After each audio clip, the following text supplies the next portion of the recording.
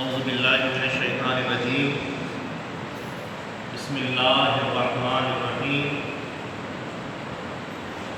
الحمد للہ رب العالمین والعاقبۃ للمتقین والصلاة والسلام علی خیر خلقہ محمد رسول اللہ صلی اللہ علیہ وسلم وعلى خیر خلقہ محمد المہدی الموعود علیہ السلام وعلى آلہما واصحابہما اجمعین من یومنا ھذا الی یوم الدین اما بعد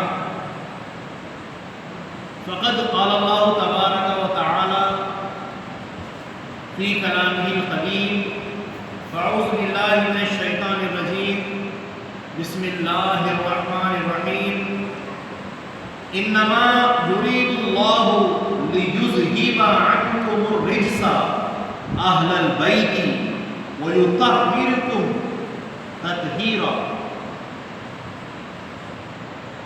وقال فی مقام آخر لقد كان في قصصهم عبرة لأولي الألباب وقال النبي صلى الله عليه وسلم مثل أهل بيتي كسفينة نوح من ركبها نجا ومن تخلف عنها غرق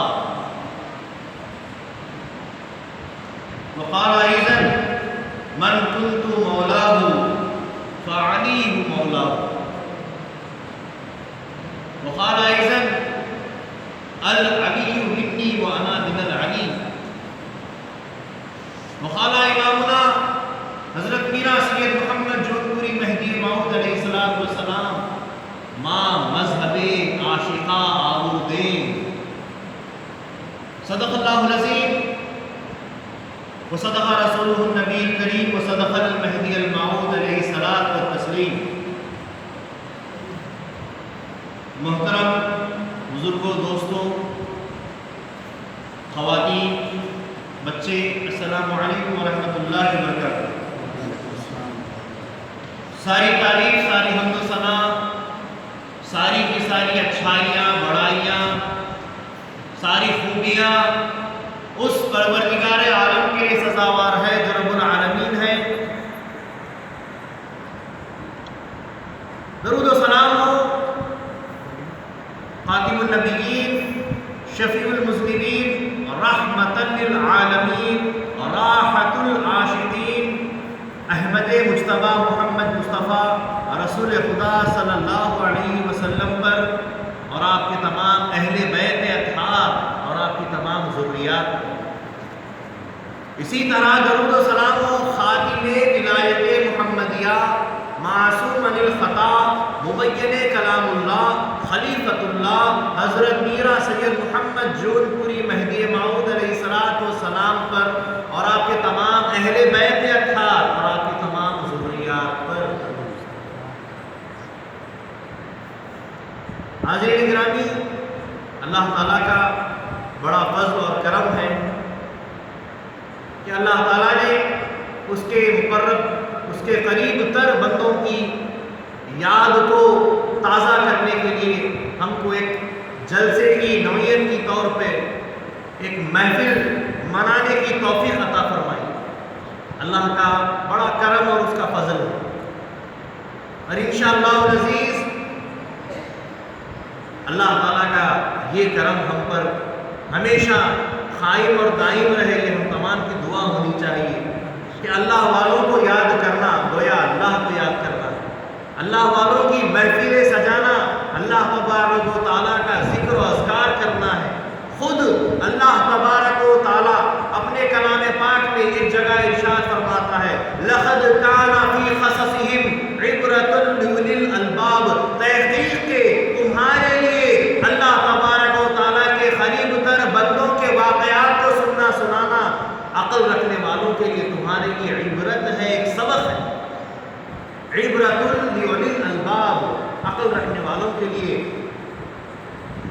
فہم رکھنے والوں کے لیے، سمجھ رکھنے والوں کے لیے، تم میں سے جو کوئی ہے ان کے لیے یہ چیزیں، یہ واقعات، یہ بزرگوں کے قصص، یہ سب کے سب سبق اور عبرت ہیں۔ خدا کا فرمان ہے، کلام مجید میں آیا ہے کہ واقعات کو سننا سنانا ایک سبق ہوتا ہے، سبق دیا جاتا ہے، سبق لیا جاتا ہے۔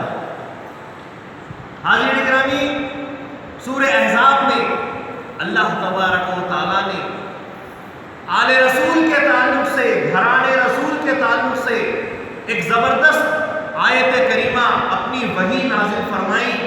اللہ تعالیٰ نے فرمایا انما یرید اللہ، بے شک اللہ تعالیٰ ارادہ کرتا ہے، اللہ تعالیٰ کی چاہت ہے، اللہ تبارک و تعالیٰ کا ارادہ ہے لیذہب، تاکہ تم سے دور کر دے،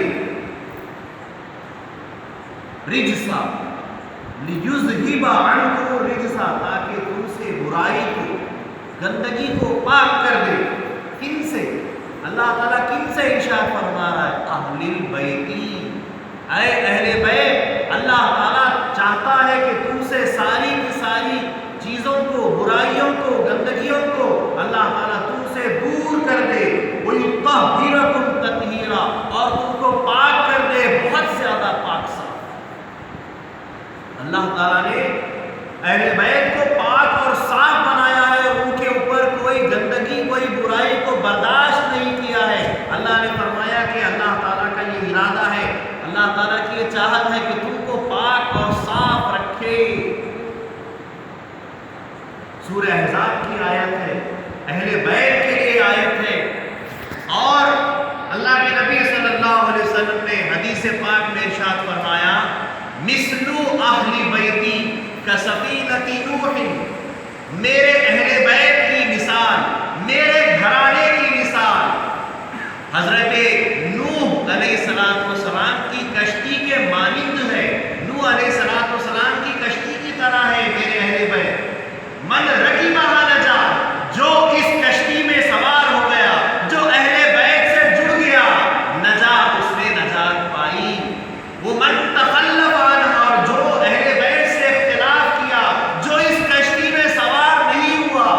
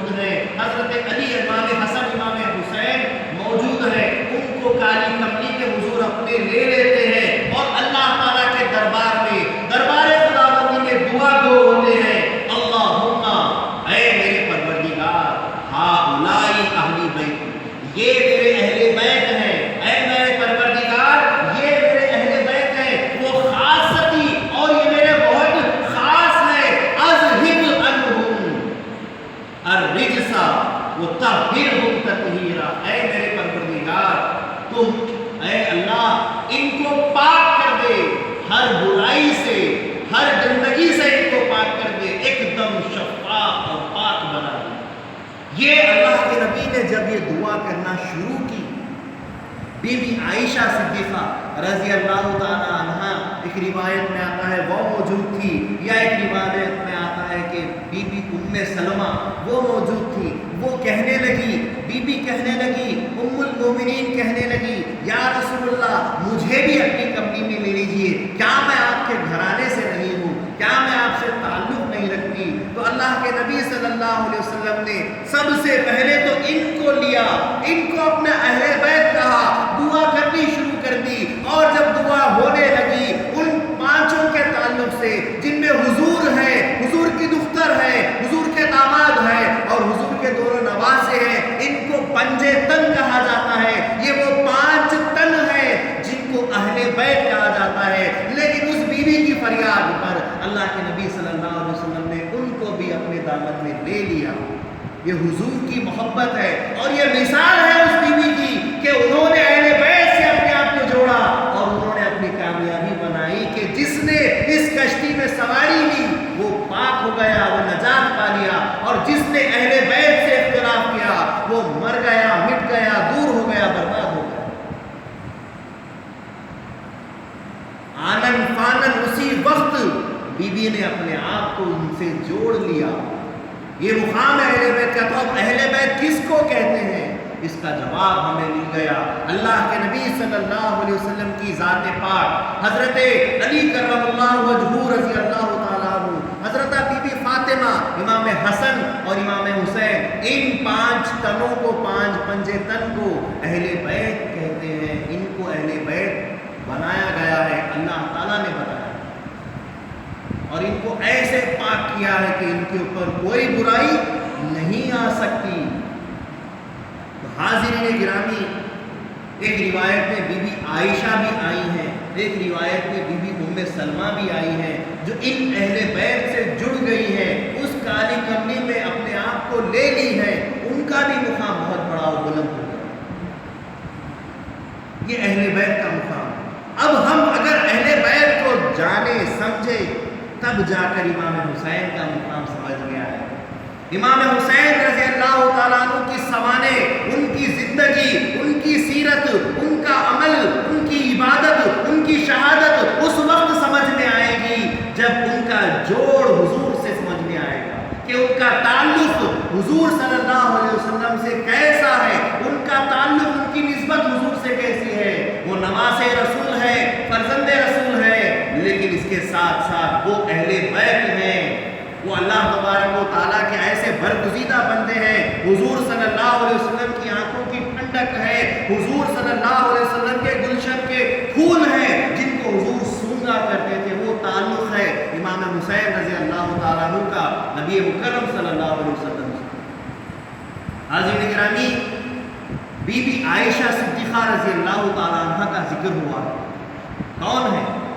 جنہوں نے اپنے آپ کو پنجے تن سے جوڑ لیا، جنہوں نے اس کشتی میں سواری لے لی ہے، جنہوں نے پنجے تن کے ساتھ اپنا تعلق بنایا ہے، تو وہ بی بی کا مقام کیا ہوا ہے؟ بی بی عائشہ صدیقہ رضی اللہ تعالی عنہ ام المومنین کا مقام کیا ہے؟ ایک مرتبہ کا واقعہ ہے، ان سے سیکھنا ہے، ان کو دیکھ کر سمجھنا ہے، ان کو پڑھ کر جاننا ہے، اور یہ اسلام ہے، یہ ہمارے بزرگان دین کا کردار ہے، یہ اے بیویوں، یہ ہمارے اوپر کی بیویوں کا کردار ہے جن کو تمہیں سیکھنا ہے۔ اے بچوں، یہ امام حسین رضی اللہ تعالیٰ عنہ کی بچگانہ زندگی ہے جس کو تمہیں سن کر سیکھنا ہے۔ اے بزرگوں، اللہ کے نبی صلی اللہ علیہ وسلم کے گھرانے کے بزرگوں کا تمہیں جو ہے سو تذکرہ سننا ہے اور سیکھنا ہے کہ تم بھی اس کی عمروں کے۔ حاضرین گرامی، بی بی عائشہ صدیقہ رضی اللہ تعالیٰ عنہ اللہ کے نبی صلی اللہ علیہ وسلم کی بیوی ہیں، ازواج مطہرات میں سے ہیں، ام المؤمنین ہیں۔ ایک مرتبہ بی بی عائشہ صدیقہ رضی اللہ تعالیٰ عنہ کے پاس 80,000 درہم آئے. کتنے؟ 80,000 درہم. بی بی عائشہ صدیقہ رضی اللہ تعالیٰ عنہ سب کا سب خیرات کر دیتی, گھر کے باہر تشریف لے جاتی ہے اور غربا میں فقراء میں سب میں تقسیم کر دیتی ہے اور بالکل ہاتھ جھٹک کر واپس آ جاتی ہے. ایک اور دوسری روایت میں آیا, حضرت عبداللہ ابن زبیر رضی اللہ تعالیٰ عنہ روایت کرتے ہیں کہ ایک مرتبہ بی بی عائشہ صدیقہ رضی اللہ تعالیٰ عنہ کے پاس 100,000 دینار یعنی 1,00,000 دینار آئے, اور 1,00,000 دینار آنے کے بعد بی بی عائشہ صدیقہ رضی اللہ تعالیٰ عنہ نے وہی عمل کیا, پھر دروازے کے باہر نکلی اور سب کا سب خیرات کر دی.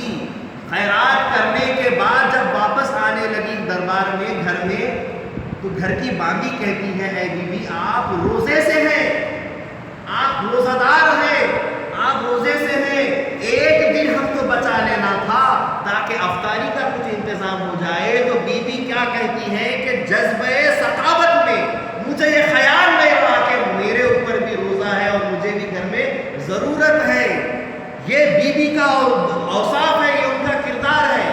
ایسی اللہ والی صفت بی بی ہے بی بی عائشہ صدیقہ رضی اللہ تعالیٰ عنہ, جنہوں نے کوئی چیز نہیں رکھی اپنے لیے, سب کا سب خیرات کیا. یہ حضور صلی اللہ علیہ وسلم کا کردار ہے. اللہ کے نبی صلی اللہ علیہ وسلم نے ایک مرتبہ کیا ارشاد فرمایا تھا, اللہ یعطی و انا قاسم, اللہ عطا کرتا ہے میں تقسیم کرتا ہوں.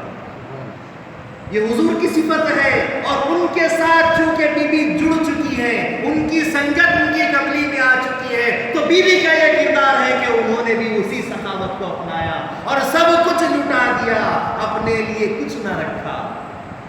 یہ اخلاق ہے ان اہل بیت کے ساتھ جڑ جانے والوں.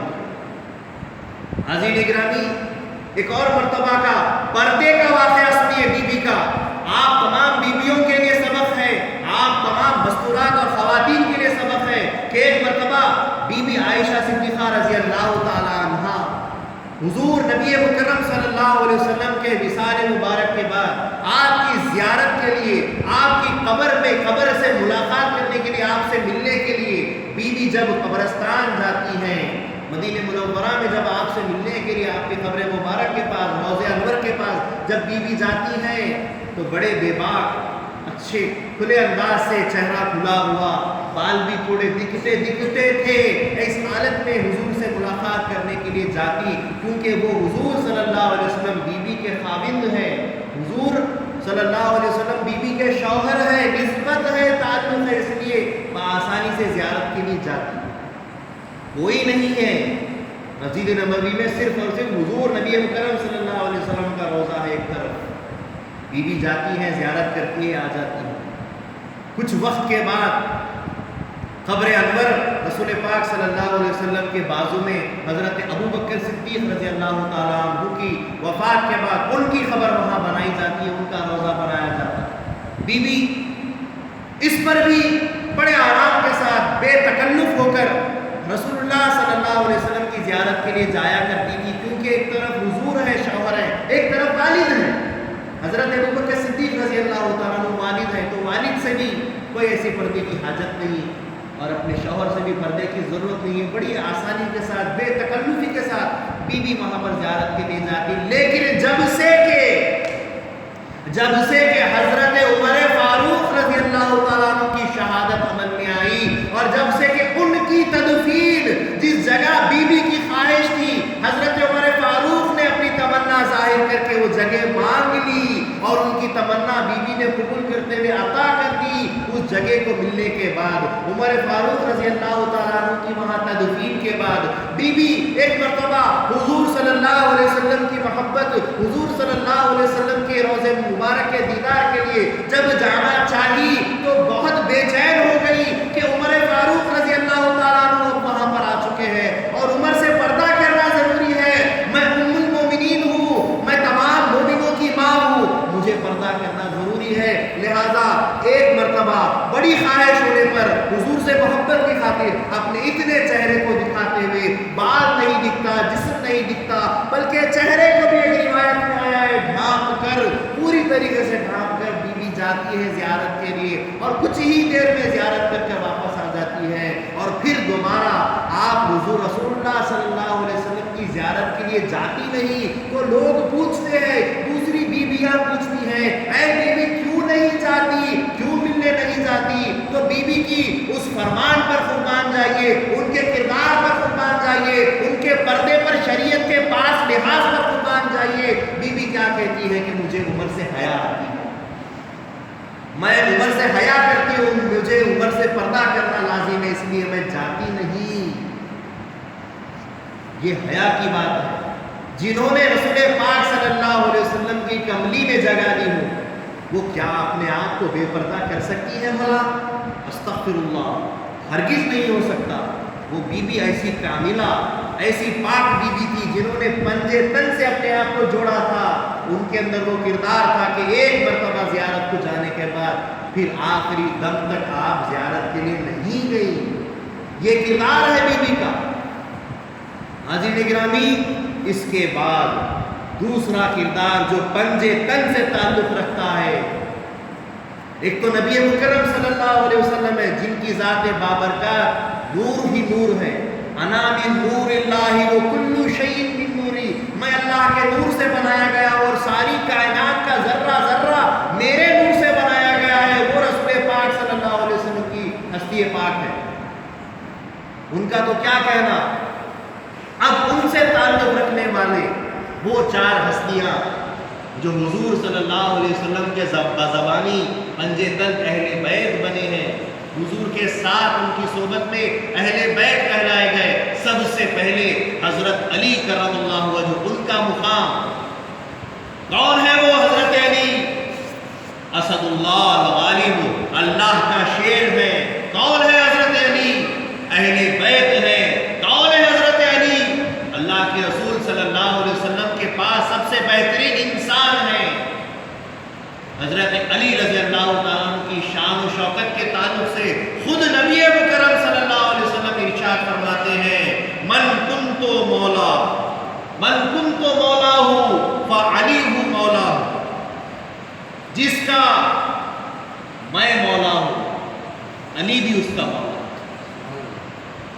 جس غلام کا میں آقا ہوں اس غلام کا آقا علی بھی ہے، فرماتے ہیں اللہ کے نبی صلی اللہ علیہ وسلم۔ یعنی کہ میں جس کا آقا بنا ہوں اس کا آقا حضرت علی بھی ہے۔ من کنت مولاہ فعلی مولاہ، میں جس کا مولا ہوں علی بھی اس کا مولا ہے۔ ایک مرتبہ کا تو واقعہ ہے، غالباً ایک مرتبہ حضور صلی اللہ علیہ وسلم میدان غدیر میں خطبہ دے رہے تھے، اور خطبے کے الفاظ ہیں، من کنت مولاہ فعلی مولاہ، جس کا مولا میں ہوں اس کا مولا علی ہے۔ آگے ارشاد فرماتے ہیں اللہ کے نبی صلی اللہ علیہ وسلم، وَأَنَا تَارِكٌ فِيكُمُ الثَّقَلَيْنِ، اور میں تمہارے درمیان دو بھاری چیزیں چھوڑ کر جا رہا ہوں۔ ثقلین کہتے ہیں دو بھاری چیزیں کو، ثقل کہتے ہیں وزن، ثقلین دو وزندار چیزیں۔ انا تارکن، میں چھوڑنے والا ہوں، تارکن ترک دنیا سے، جیسا کہ تارکن چھوڑنے والا، انا تارکن میں چھوڑنے والا ہوں، فیکم تمہارے درمیان، ثقلین دو بھاری چیزوں کو، احدہما ان دو میں سے ایک ہے کتاب اللہ، اللہ کی کتاب قرآن۔ میں تمہارے درمیان دو بھاری چیزیں چھوڑ کر جا رہا ہوں، ایک تو اللہ کی کتاب قرآن ہے، فیہ الہدی والنور، اس کتاب میں اللہ کی طرف سے ہدایت ہے، اللہ تعالیٰ کا نور ہے۔ خذوا بکتاب اللہ واستمسکوا بہ، اللہ تعالیٰ کی کتاب کو لے لو اور اس پر استقامت سے کام کرو، اس پر اٹل ہو جاؤ، اس پر بھروسہ کر کے اس کو تھام لو۔ ثم قال، اس کے بعد اللہ کے نبی صلی اللہ علیہ وسلم نے ارشاد فرمایا، وہ اہلی بیتی، اور اس کے ساتھ اپنے اہل بیت کو چھوڑتا ہوں۔ اہلی بیتی اذکرکم اللہ فی اہل بیتی، تم اللہ کا ذکر کیا کرو میرے اہل بیت کے ساتھ بیٹھ کر. اذکرو فی اہل بیتی، 2 مرتبہ آپ نے ارشاد فرمایا اذکروکم اللہ فی اہل بیتی، اذکروکم اللہ فی اہل بیتی، 2 مرتبہ ایسا ارشاد فرمایا. دوسری چیز جو چھوڑ کر جا رہا ہوں میرے اہل بیت ہے، اور اللہ کا ذکر کیا کرو میرے گھر والوں کے ساتھ، اللہ کا ذکر کیا کرو میرے گھر والوں کے ساتھ. معلوم ہوا ایک بہت بڑا راز اللہ کے نبی صلی اللہ علیہ وسلم نے کھول دیا کہ اہل بیت سے جڑنے کا مطلب کیا ہے. اللہ کے ذکر کو کرتے ہوئے خدا کو پانا. اللہ کا ذکر کیا کرو میرے اہل بیت کے ساتھ بیٹھ کر. ان کے ساتھ جڑنے کا مقصد یہ نہیں ہے کہ دنیا کی کامیابی ہو جائے گی. ان کے ساتھ جڑنے کا مقصد یہ نہیں ہے کہ زمین جائیداد دولت آ جائے گی. ان کے ساتھ جڑنے کا مقصد یہ ہے کہ اللہ کو صحیح ڈھنگ سے یاد کرنے والے بن جاؤ گے، اور ہو سکتا ہے کہ خدا مل جائے، دیدار خدا ہو جائے. حاضرین گرامی، یہ بہت سوچنے والی بات ہے کہ ہم کیا کر رہے ہیں.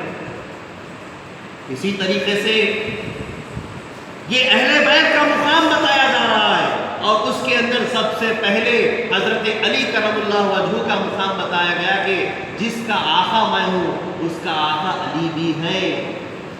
اور حجۃ الوداع حضور نبی مکرم صلی اللہ علیہ وسلم کے آخری حج کے وقت جب حضور نے خطبہ دیا اور خطبے میں کہا یا ایھا الناس، اے لوگو، انی ترکت فیکم، بے شک میں نے تمہارے درمیان چھوڑ دیا ہے، ما ان اخذتم بہ لن تزلوا، اگر تم ان کو تھام لو گے تو کبھی نہیں بھٹکو گے. تزلوا ضلالت سے، ولا الضالین جو ہم پڑھتے ہیں، لن تزلوا، تم ہرگز نہیں گمراہ ہوگے.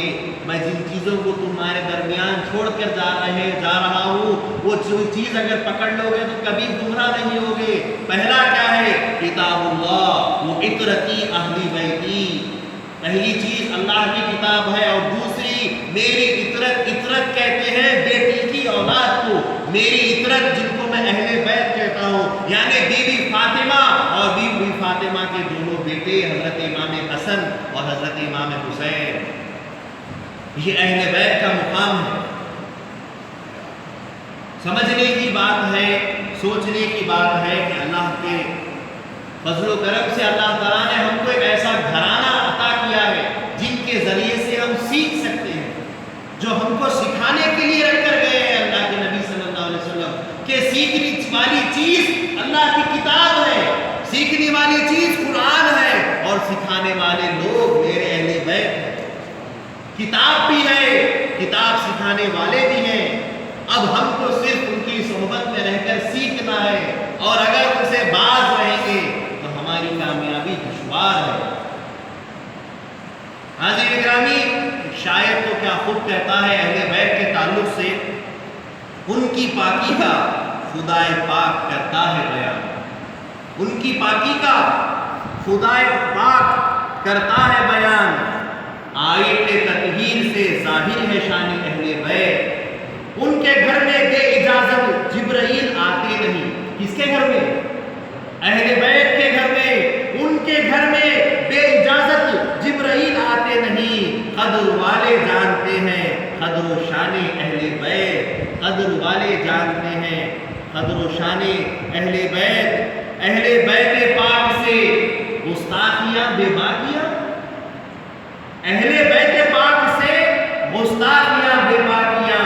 لعنت اللہ علیکم دشمنان اہل بیت، اللہ کی لعنت ہے ان پر جو دشمنان اہل بیت ہوتے ہیں. ان سے گستاخیاں، ان سے بے باکیاں، اپنے لیے خبر کھودنا ہے، اپنی بربادی کا غارت کا گڑھا کھودنا ہے. ان سے محبت سے پیش آؤ، ان سے اپنا تعلق جوڑو، ان سے سیکھنے کے لیے، ہدایت کے لیے اپنا تعلق جوڑو تاکہ تمہاری کامیابی ہو جائے. تو حاضرین گرامی، ان میں سے سب سے بڑی ہستی حضرت علی کرم اللہ وجہہ کی ذات پاک ہے، جن کے تعلق سے حضور نے ارشاد فرمایا من کنت مولا ہوں وہ علی ہوں مولا ہوں، جس کا میں آقا ہوں علی بھی اس کا آقا ہے۔ پھر ایک جگہ اللہ کے نبی صلی اللہ علیہ وسلم نے ارشاد فرمایا علی منی و انا من العلی، میں علی سے ہوں اور علی مجھ سے ہے۔ کتنا گہرا تعلق ہے۔ حضور صلی اللہ علیہ وسلم اہل بیت کی تعریف کر رہے ہیں، اس گھرانے کو بتا رہے ہیں، عام لوگوں تک بات پہنچا رہے ہیں کہ سن لو کہ اہل بیت کے فرد فرد کا مقام کیا ہے، ایک ایک انسان کا مقام کیا ہے۔ میں علی سے ہوں، علی مجھ سے ہے۔ پھر آگے ارشاد فرمایا انا مدینۃ العلم و علی بابھا، میں اگر علم کا شہر ہوں تو اس کا دروازہ حضرت علی ہے، اس کا دروازہ حضرت علی ہے، اس کا باب حضرت علی ہے۔ یہ مقام ہے اہل بیت کے شخص کا، حضرت علی کرم اللہ وجہہ کا، کہ حضرت علی کا مقام کتنا بلند ہے۔ حاضرین گرامی، دوسری شخصیت ہے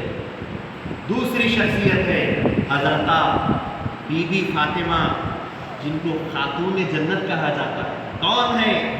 دختر نیک اختر، رسول پاک صلی اللہ علیہ وسلم کی دختر ہے، حضور صلی اللہ علیہ وسلم کی بیٹی ہے۔ بیٹی کا مقام کیا ہے؟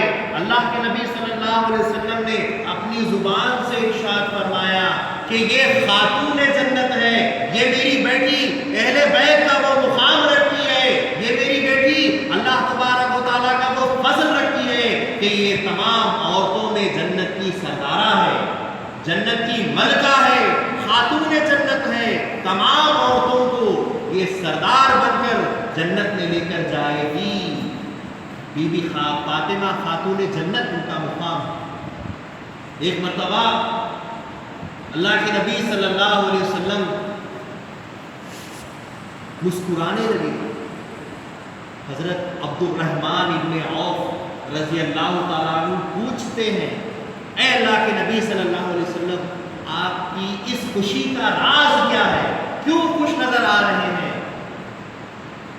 تو رسول اللہ صلی اللہ علیہ وسلم فرماتے ہیں کہ اللہ تبارک و تعالیٰ کی طرف سے، اللہ کی جانب سے مجھے یہ بات پہنچائی گئی ہے کہ اللہ تعالیٰ نے حضرت علی اور حضرت بی بی فاطمہ کا رشتہ جوڑا ہے۔ اللہ کی طرف سے یہ بات آئی ہے کہ ہم نے علی اور فاطمہ کے جوڑے کو پسند کیا ہے، اس پر مجھے خوشی ہو رہی ہے، میں بے حد خوش ہوں۔ اور کچھ ہی دنوں کے بعد اللہ کے نبی صلی اللہ علیہ وسلم کے گھر میں جب یہ بات ہوتی ہے کہ بی بی فاطمہ خاتون جنت رضی اللہ تعالیٰ عنہ بڑی ہو چکی ہے، شادی کے لائق ہو چکی ہے، اور رشتوں کی بھرمار ہے، رشتوں پہ رشتے آ رہے ہیں، اللہ کے نبی صلی اللہ علیہ وسلم ہر رشتے کو روک دیتے ہیں۔ نہیں، آپ سے نہیں چاہیے، ابھی آپ سے نہیں چاہیے، آپ سے نہیں چاہیے، ہر رشتے کو روکتے جاتے ہیں۔ ایسے میں صحابہ کے درمیان حضرت علی رضی اللہ تعالیٰ عنہ بھی بیٹھے ہیں۔ صحابہ کہتے ہیں اے علی، آپ بھی دختر رسول صلی اللہ علیہ وسلم سے رشتے نکاح کے لیے آگے جائیں، پیغام لے کر جائیں، رسول اللہ صلی اللہ علیہ وسلم کے دربار میں اپنی بات رکھیں۔ تو حضرت علی رضی اللہ تعالیٰ عنہ حیا کرنے لگے، شرم کرنے لگے، کیونکہ رسول اللہ صلی اللہ علیہ وسلم ہی وہ ذات بابرکات ہے جنہوں نے حضرت علی کو بڑا کیا، میں ان سے کیسے ان کی بیٹی کا ہاتھ مانگ لوں؟ شرم کرنے لگے۔ حضرت ابو بکر صدیق رضی اللہ تعالیٰ عنہ ان کو ہمت دیتے ہیں، اے علی آگے بڑھو، اپنی خواہش کا اظہار کرو، اپنی بات کو حضور تک پہنچاؤ، اور جو کچھ بھی تمہارے عہد میں پیسہ ٹکا لگے گا، جو کچھ بھی اس کا خرچ ہوگا، بندہ وعدہ کرتا ہے تم سے کہ بندہ تمہارا ساتھ دے گا۔ حضرت علی رضی اللہ تعالیٰ عنہ کو ہمت آ جاتی ہے، حضرت علی رضی اللہ تعالیٰ عنہ دربار رسول میں چلے جاتے ہیں، اور جانے کے بعد جب حضور کے چہرے انور کو دیکھتے ہیں تو خاموشی سے اپنا سر مبارک حضور کے سامنے جھکا کر کھڑے ہو جاتے ہیں۔ اللہ کے نبی صلی اللہ علیہ وسلم پوچھتے ہیں اے علی، کیا بات کرنے آئے تھے؟ کہو، میں اجازت دیتا ہوں، تمہیں اپنی بات کہنے کا پورا حق ہے۔ حضرت علی رضی اللہ تعالیٰ عنہ کی حیا ان کو روکے رکھتی ہے۔ حضرت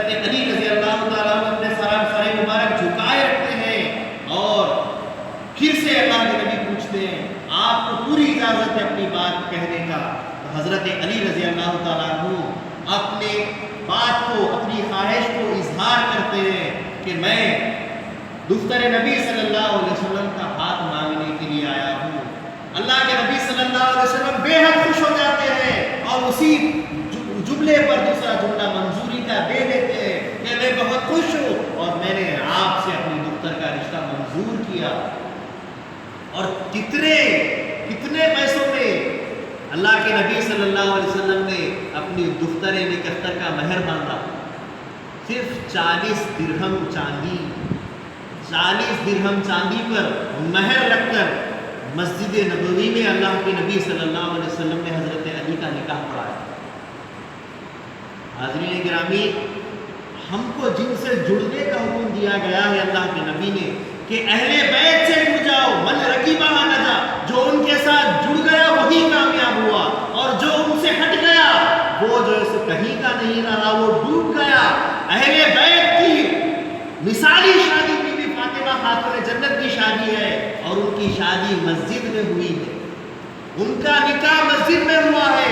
اب اہل بیت سے جو جڑتا ہے، جو تعلق اہل بیت سے رکھتا ہے، اس کا کام یہ بنتا ہے کہ وہ مسجد میں نکاح کرے، مسجد کو چنے، سب سے پاک جگہ کو، اللہ کے گھر کو چنے، جس گھر کو اللہ کے نبی نے چنا ہو نکاح کے لیے اس گھر کو چننا چاہیے۔ اور کسی قسم کا مطالبہ، کوئی چیزیں، کوئی جہیز، کچھ نہیں، مختصر انداز سے اللہ کے نبی صلی اللہ علیہ وسلم نے بی بی فاطمہ کو تیار کیا، کچھ چیزیں مختصر انداز سے حضرت علی رضی اللہ تعالیٰ عنہ کی طرف جانب کرتے ہوئے ان کا نکاح کر دیا، جس میں ایک چکی، ایک بستر، یا جو ہے سو کچھ کپڑے، اور جو ہے سو ایک گنگال برتن وغیرہ، ایسے کچھ چیزیں حضور نے دی۔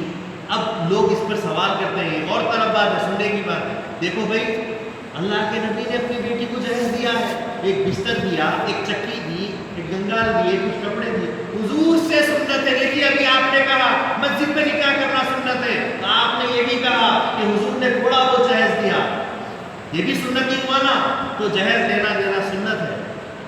ہرگز نہیں۔ اگر یہ بات آپ کے دماغ میں آ رہی ہے کہ حضرت نبی مکرم صلی اللہ علیہ وسلم نے اپنی بیٹی دختر نکہتر بی بی فاطمہ کے لیے کچھ چیزیں مہیا کی، کچھ چیزیں دی، تو وہاں حضرت علی رضی اللہ تعالیٰ عنہ کی طرف بھی نظر ڈالیے۔ حضرت علی رضی اللہ تعالیٰ عنہ کے والد اور والدہ حضور ہی ہیں، ادھر بھی حضور ہے، ادھر بھی حضور ہے۔ آپ کی نظر جا رہی ہے کہ بی بی فاطمہ کو دیا جا رہا ہے، آپ کی نظر یہ کیوں نہیں جاتی کہ حضرت علی کا نکاح حضور نے کیا ہے؟ بی بی فاطمہ کے والد حضور ہیں، حضرت علی کے والد بھی حضور ہیں، دونوں طرف سے اللہ کے نبی نے یہ نکاح کیا ہے، یہ شادی کی ہے۔ حضرت علی رضی اللہ تعالیٰ عنہ یتیم ہیں، اور حضرت علی کی شادی کھڑے ہو کر حضور کر رہے ہیں، اور دونوں کو جو ہے سامان تیار کر کے دے رہے ہیں، ان کا گھر بسا رہے ہیں۔ حضور دونوں کے بڑے ہیں، دونوں کے جو سو آپ ولی ہیں۔ اگر جو یہ لڑکا ہے یا یہ گھر والا سوچتا ہے کہ حضور نے اپنی بیٹی کو دیا ہے، تو یہ سمجھ لے کہ وہ جو لڑکا جو نکاح کرنے جا رہا ہے، دولہا بننے جا رہا ہے، وہ بغیر باپ کا ہو، باپ رکھتے ہوئے باپ کو دیا ہو، وہ مقام اس کا ہو جائے گا، یتیم ہو جائے گا۔ اگر وہ یہ سوچ رہا ہے کہ میں جائز نہ ہوں، تو تو گویا کہ باپ رکھتے ہوئے یتیم ہو کر اپنے باپ کو مار کر دو، اسے یہ جائز لے رہا ہے، یہ ہرگز نہیں۔ جہیز ایک رشوت ہے، جہیز لینا اسلام میں بالکل جائز نہیں ہے، بلکہ یہاں پر روایت میں جو بات آئی ہے، حضرت علی نے 40 درہم چاندی رکھ کر بی بی فاطمہ خاتون جنت رضی اللہ تعالیٰ عنہ کا ہاتھ مانگا اور مہر دے کر آپ کا جو نکاح ہوا۔ یہ ہے ہمارے پاس کا قانون، اور یہ ہے حضرت علی کا مقام، یہ ہے بی بی فاطمہ خاتون جنت رضی اللہ تعالیٰ عنہ کا مقام۔ پھر ایک مرتبہ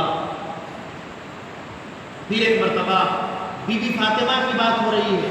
بی بی فاطمہ خاتون جنت رضی اللہ تعالیٰ عنہ اپنے گھر میں، ایک یہودی عورت ان کے گھر آتی ہے اور اپنی شادی کی دعوت دے کر جاتی ہے کہ آپ میرے گھر نکاح میں تشریف لائیں، آپ میرے گھر نکاح میں تشریف لائیں۔ اب یہ عورتوں سے ہے، یہ بات مخاطب جو اچھے کپڑے پہنتی ہیں، بہت زیادہ سجتی اور سنورتی ہیں، بہت زیادہ زیوروں سے اپنے آپ کو آراستہ کرتی ہیں، یہ بات ان کے لیے۔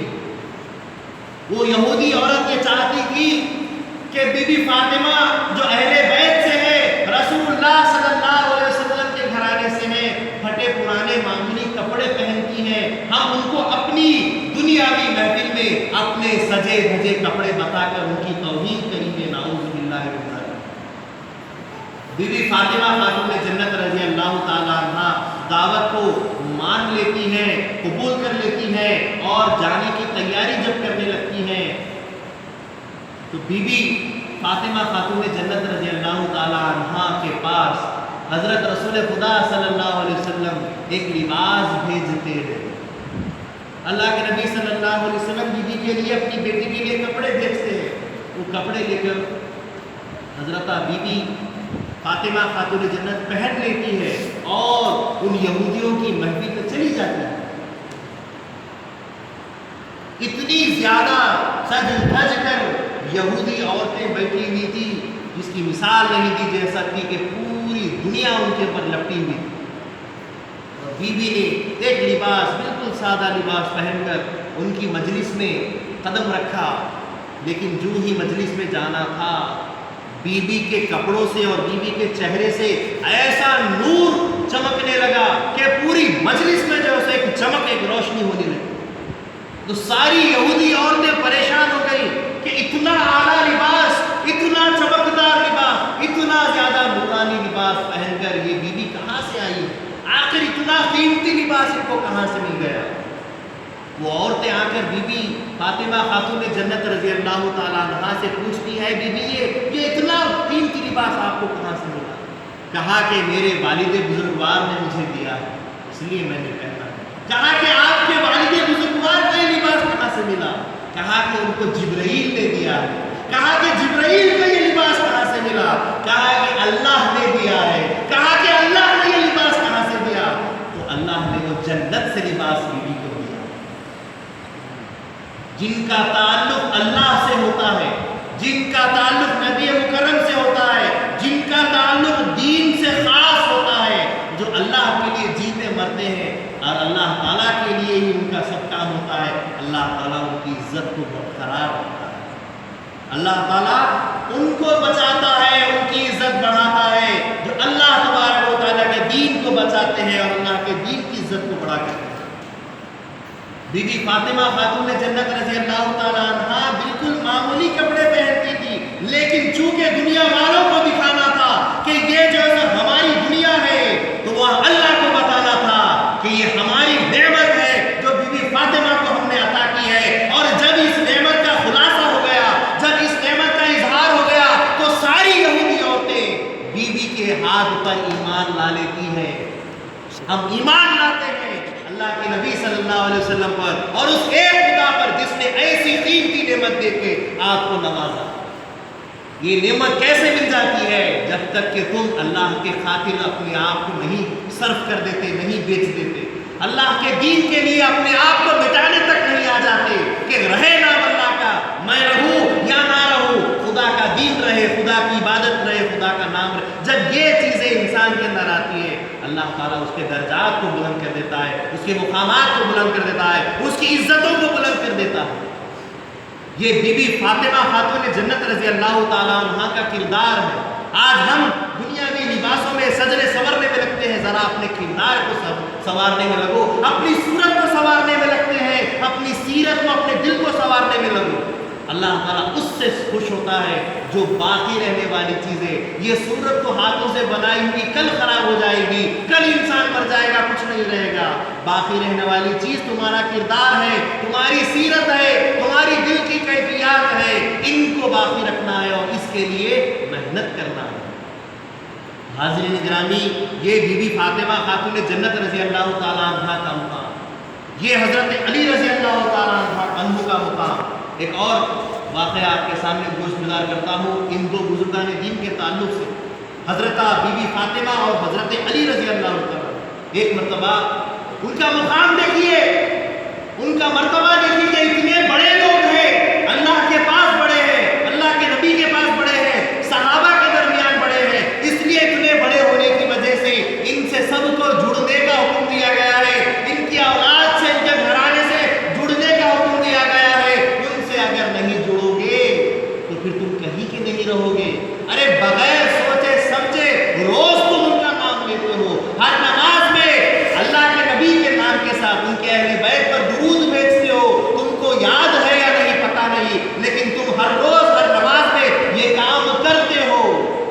آل رسول سے اپنا تعلق کہتے ہو لیکن ہوش اور حواس سے نہیں، سمجھ بوجھ سے نہیں، لیکن زبان سے تم ہمیشہ یہ کہتے ہو کہ میں درود بھیجتا ہوں حضور پر اور آل رسول پر، اللہم صلی علی محمد وعلی آل محمد، میں اللہ کے نبی پر محمد پر درود بھیجتا ہوں اور ان کی تمام آل اولاد پر درود بھیجتا ہوں۔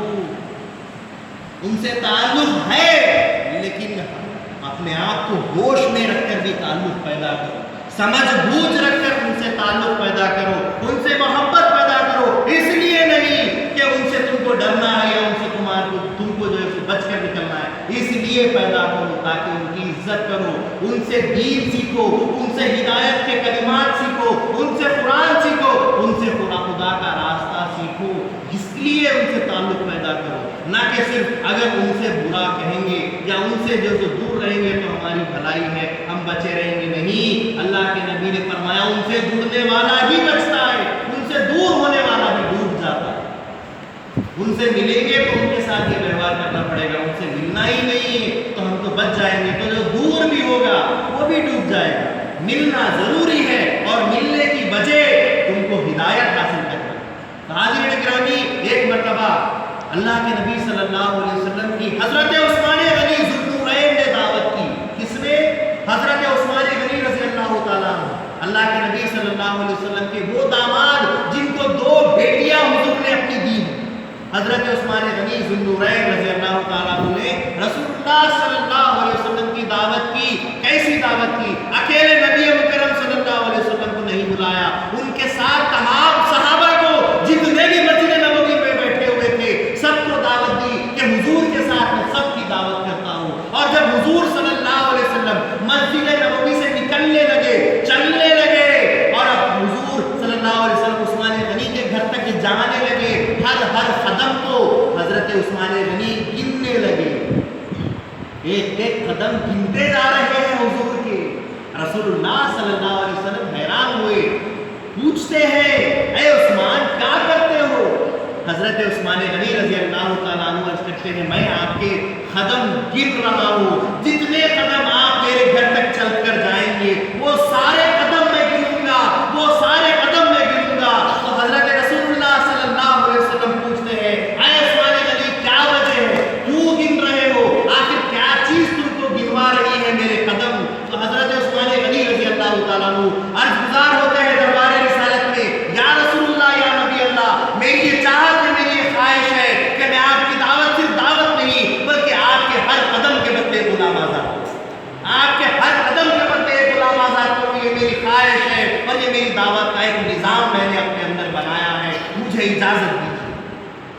اللہ کے نبی صلی اللہ علیہ وسلم جا رہے ہیں، ہر قدم کو حضرت عثمان غنی گن رہے ہیں، ان میں ابو بکر صدیق بھی موجود، ان میں عمر فاروق بھی موجود، ان میں حضرت علی کرم اللہ وجہہ بھی موجود، عبداللہ ابن زبیر بھی موجود، عبداللہ ابن عباس بھی موجود، حضرت ابو ہریرہ بھی موجود، کئی صحابہ کی تعداد ساتھ میں دعوت میں جا رہی ہے۔ حضرت عثمان غنی قدم گن رہے ہیں، حضور آگے بڑھ رہے ہیں، گھر تک پہنچ گئے، گھر تک پہنچ گئے اور حضرت عثمان غنی رضی اللہ تعالیٰ عنہ فرماتے ہیں 80 قدم ہوئے اور 80 غلام میں اللہ کے نبی صلی اللہ علیہ وسلم کے واسطے سے آزاد کرتا ہوں۔ 80 غلاموں کو حضرت عثمان غنی رضی اللہ تعالیٰ عنہ نے نام نبی پر، دعوت نبی پر آزاد کر دیا۔ حضرت علی کرم اللہ وجہہ بڑے تعجب میں کرنے لگے، کیا دعوت کی ہے؟ حضرت عثمان غنی نے پھر سب کو بٹھا کر بہترین لذت دار کھانے حضرت عثمان غنی نے کھلائے۔ ساری چیزیں ہو گئی، کیوں؟ کہ اللہ کے نبی صلی اللہ علیہ وسلم اللہ کے نبی ہے، اللہ کے رسول ہے اور بانی اور بنیاد اہل بیت۔ حضرت رسول اللہ صلی اللہ علیہ وسلم اہل بیت کی بنیاد ہے، بانی اہل بیت ہے، اللہ کے رسول اللہ کے نبی ہیں، اس لیے ان کی دعوت کی ہے اور ان کے طفیل نے سب کی دعوت کی ہے، دعوت ہو گئی۔ حضرت علی رضی اللہ تعالیٰ عنہ اس دعوت کو دیکھ کر گھر واپس آئے۔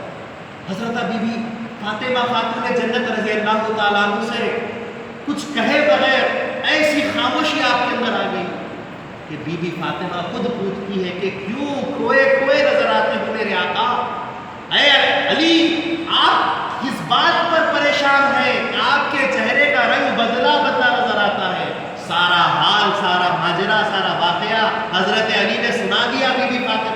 اے بی بی فاطمہ عثمان غنی نے ایسی ایسی دعوت کی، ایسے ایسے غلاموں کو ان کے قدموں کے طفیل آزاد کیا اور ایسے ایسے کھانے کھلائے. کیا شاہی دعوت حضرت عثمان غنی نے کی ہے؟ سوچتا ہوں کہ میں بھی دعوت کروں اللہ کے نبی صلی اللہ علیہ وسلم کی، لیکن میری اتنی حیثیت نہیں کہ میں اللہ کے نبی کی ایسی دعوت کر سکتا ہوں. تو بی بی فاطمہ خاتون جنت رضی اللہ تعالی عنہا اپنے خاوند کو دیکھ کر یہ کہتی ہے اے علی جائیے، اے علی جائیے، اللہ کے نبی کو آپ بھی دعوت دے دیجیے. حضرت علی پریشان حیران، بی بی کیا کہتی ہو؟ مجھے اتنا بڑا انتظام کرنا نہیں آتا، میری حیثیت میری چادر اتنی بڑی نہیں ہے کہ میں اتنی بڑی دعوت کروں. کہا کہ سب انتظام اللہ کرے گا، آپ بس دعوت دے کر آ جائیے. دختر رسول کا مقام، فاطمہ خاتون جنت کا مقام، حضرت علی کی بیوی کا مقام، حضرت علی کا مقام. بی بی فاطمہ کہتی ہے اللہ انتظام کر دے گا، آپ جائیے اور آقا کو دعوت دے کر آئیے. حضرت علی رضی اللہ تعالیٰ عنہ ان کے اس کردار پر، ان کی اس آواز پر حضرت رسول اللہ صلی اللہ علیہ وسلم کو دعوت دینے کے لیے چلے جاتے ہیں دربار رسول میں، سارے دربار کے ساتھ حضور کو دعوت دیتے ہیں کہ آپ تمام آپ کے دربار کے ساتھ بندے کے گھر دعوت پر تشریف لائیے. حضرت علی رضی اللہ تعالیٰ عنہ گھر آتے ہیں، بیوی سے کہہ دیتے ہیں میں نے دعوت دے دی، اور حضور صلی اللہ علیہ وسلم اب اپنے ساتھیوں کے ساتھ، تمام صحابہ کے ساتھ حضور صلی اللہ علیہ وسلم بی بی فاطمہ کے گھر کو آ رہے ہیں.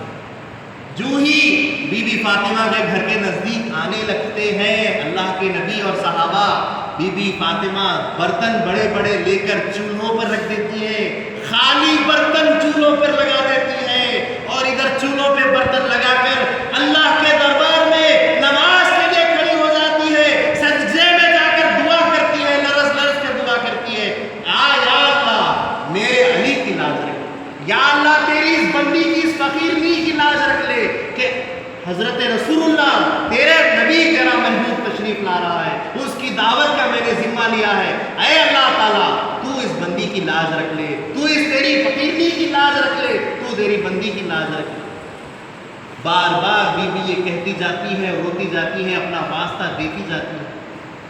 اتنے میں دروازے پر دستک ہوتی ہے، اللہ کے رسول صلی اللہ علیہ وسلم تمام صحابہ کے ساتھ آ چکے ہیں. حضرت علی رضی اللہ تعالیٰ عنہ سے بی بی فاطمہ فرماتی ہے کہ اے علی انتظام ہو چکا ہے، آپ دستک لگا دیجئے، میں سارے سامان، سارے کھانے، سارے پکوان بھیجنا شروع کرتی ہوں. اور فریاد کرتے کرتے جب ہانڈیوں کو تھوڑا سا کھولنے لگتی ہے، ایسی خوشبو اس میں سے آتی ہے، ایسے پکوان کی لذت کی خوشبو آتی ہے کہ کسی انسان نے آج تک ایسی خوشبو نہیں سونگی تھی. اور بی بی فاطمہ تمام اپنی گھر کی باندیوں کے ساتھ سارے کھانے بھیجتی جاتی ہے، یہاں تک کہ تمام کے تمام جتنے بھی صحابہ اللہ کے نبی صلی اللہ علیہ وسلم کے ساتھ آئے تھے، سب کے سب سیر ہو جاتے ہیں اور تعجب کرنے لگتے ہیں، ایسے پکوان یا رسول اللہ ہم نے نہ کبھی دیکھے، نہ کبھی سونگے، نہ کبھی کھائے، یہ کہاں سے پکوان آ رہے ہیں؟ تو اللہ کے رسول صلی اللہ علیہ وسلم فرماتے ہیں صحابہ سے،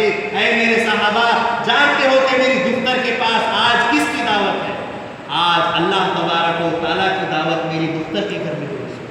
اللہ تعالیٰ بی بی فاطمہ کی زبان کو خالی جانے نہیں دیا، اور ان کی فریاد پر یہ ساری جنت کی چیزیں تمہارے سامنے پیش کرتی گئی. اللہ تعالیٰ نے ان کی فریاد کو قبول کیا ہے اور ہماری یہ دعوت ہو رہی ہے. دعوت ہو چکی. دعوت کے ہو جانے کے بعد حضرت علی رضی اللہ تعالیٰ عنہ کی ایک اور بات کھائی جا رہی تھی. حضور کے ایک قدم کے بدلے حضرت عثمان غنی نے 80 غلام آزاد کیے، ایک قدم کے بدلے ایک غلام آزاد کیے ہیں. اب میں کیا کروں گا؟ اب کیا ہوگا؟ اتنے میں بی بی فاطمہ خاتون جنت رضی اللہ تعالیٰ عنہ پھر سجدہ ریز ہو جاتی ہے، اللہ کے دربار میں پھر آواز لگاتی ہے، یا باری تعالیٰ، یا باری تعالیٰ، نبی مکرم صلی اللہ علیہ وسلم کے خادموں کے ایک ایک قدم کے طفیل تو دوزخیوں کو جنت میں ڈال دے، ان کی بخشش فرما دے. تو یہاں پر یہ بات ہو رہی ہے، ابھی یہ گفتگو اللہ تعالیٰ کی طرف ہو رہی ہے بی بی فاطمہ کی، اور جبریل امین حضور کے پاس تشریف لاتے ہیں اور حضور صلی اللہ علیہ وسلم سے عرض کرتے ہیں، جبریل امین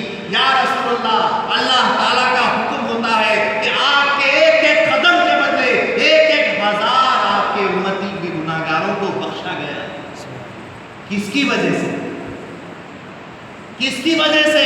بی بی فاطمہ خاتون جنت کی وجہ سے۔ کون ہے بی بی فاطمہ؟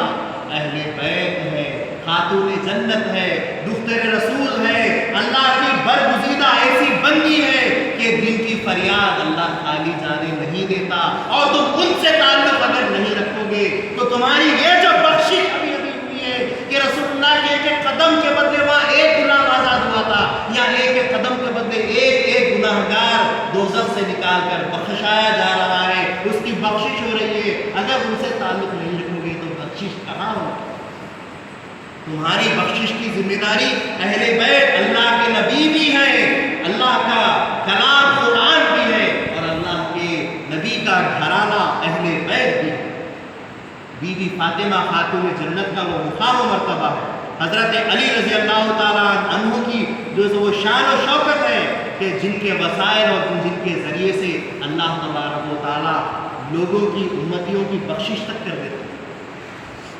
حاضرین گرامی، یہ حضرت رسول اللہ صلی اللہ علیہ وسلم کے اہل بیت کا مقام ہے، اور جب یہ بی بی فاطمہ، اس کا ذکر چل رہا ہے بی بی فاطمہ کا، اہل بیت کے ابھی اور دو ہستیوں کا ذکر باقی ہے، امام حسن امام حسین کا ذکر ابھی باقی ہے، وہ بھی اہل بیت ہے، لیکن ابھی بی بی کا، دختر نبی کا ذکر چل رہا ہے۔ جب بی بی کا وصال ہوا، جب بی بی کا وصال نزدیک آیا، بی بی روتی ہے، حضرت علی رضی اللہ تعالیٰ عنہ سے عرض کرتی ہیں، فرماتی اے علی، اس جسم کو کسی غیر مرد نے، کسی نامحرم نے اب تک نہیں دیکھا ہے، میری یہ فریاد ہے، میری آرزو ہے، میری یہ تمنا ہے کہ میرے جسم کو جیسا زندگی میں کسی نے نہیں دیکھا، میرے انتقال کے بعد، میرے پردہ فرمانے کے بعد میرے جسم کو اور کوئی نہیں دیکھے،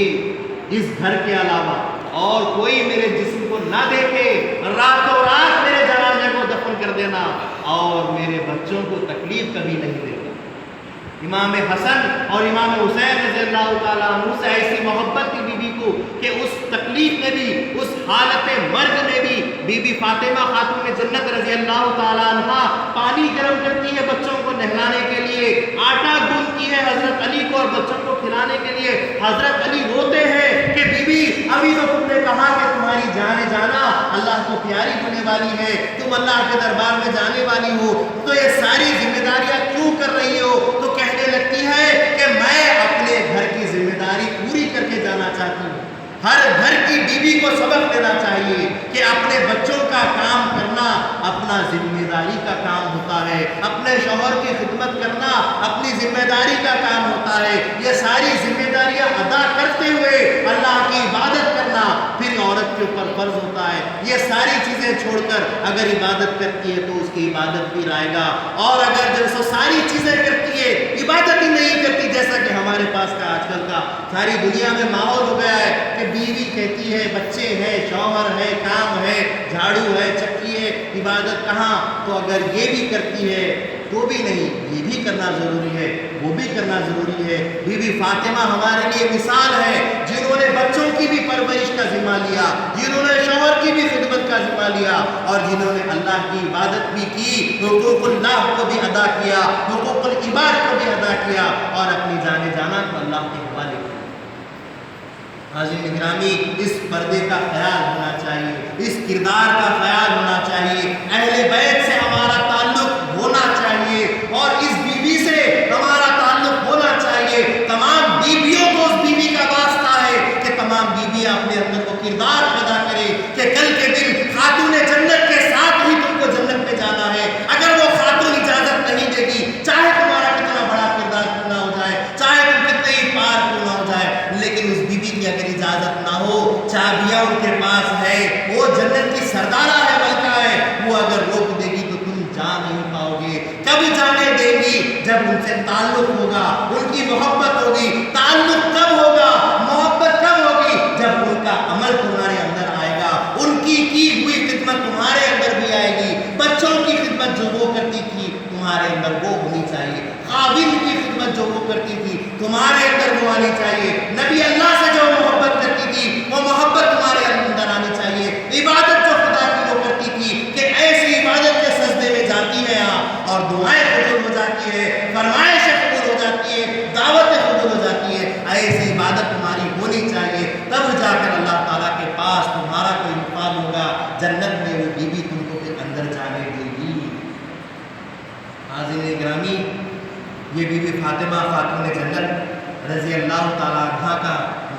مرتبہ تھا.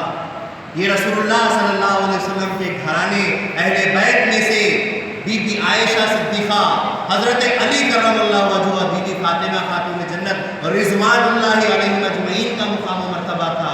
انشاءاللہ العزیز کل حضرت امام حسن اور حضرت امام حسین رضی اللہ تعالیٰ عنہ کا کردار، ان کا مقام و مرتبہ اہل بیت میں ان کی فضیلت کتنی ہے، انشاءاللہ تعالیٰ کل یہ فقیر بیان کرنے کی جسارت اور کوشش کرے گا. میں دعا کرتا ہوں آپ تمام سے اور اللہ سے کہ ہر کوئی ایک بھائی دوسرے بھائی کے لیے دعا کرے، ہر کوئی بھائی دوسرے بھائی بہن کے لیے توفیق کی دعا کرے کہ اللہ تعالیٰ ہم سب کو عمل کی، ایمان کی اور کردار نبی، کردار اہل بیت اپنے اندر پیدا اللہ تعالیٰ کرے، دعا کرے.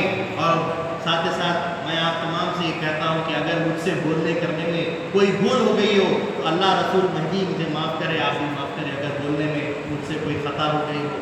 اور اللہ سے دعا ہے کہ اللہ تعالیٰ بولنے سننے سے زیادہ ہم کو عمل کی توفیق عطا فرمائے. اللہ تعالیٰ سے دعا ہے کہ اللہ تعالیٰ کردار نبی ہمارے اندر پیدا کرے، اوصاف نبی ہمارے اندر پیدا کرے اور محبت اہل بیت ہمارے اندر پیدا کرے.